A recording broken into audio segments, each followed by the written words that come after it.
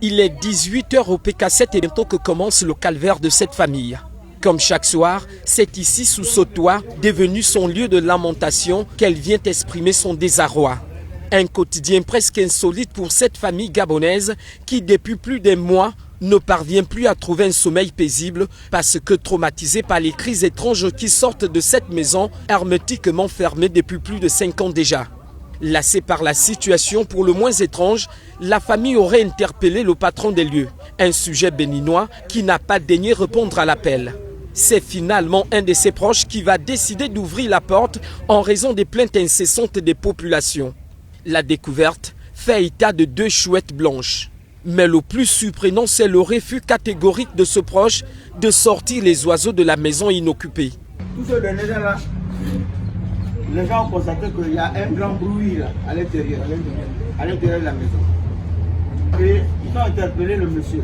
Le monsieur n'est pas venu. Et quand on a ouvert à l'intérieur, on trouve deux petits hiboux.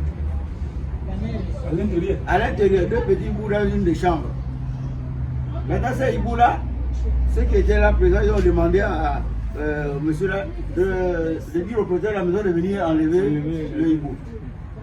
Maintenant, ceux qui étaient là, ils ont dit que pour enlever ça, il faut quelqu'un, un spécialiste, ou à défaut de cela, quelqu'un qui doit acheter ces hiboux-là. Pourquoi ça? Je ne connais pas. C'est ça qui est béni. Voilà pourquoi je te pose la question. Que chez vous, c'est comment quand on découvre un hibou. Chez nous, quand c'est comme ça là, on s'entend que c'est ça le revenant, un item.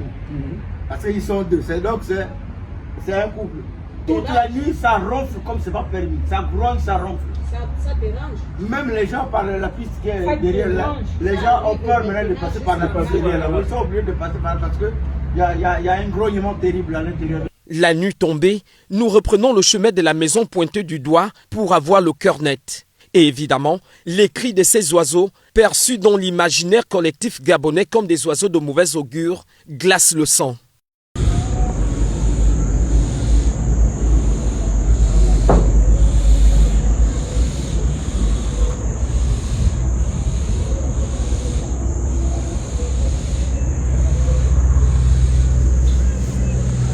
Face à cette situation qui sort de l'ordinaire, les populations interpellent les autorités à se saisir de ce dossier afin d'éviter toute action qui pourrait virer au pire.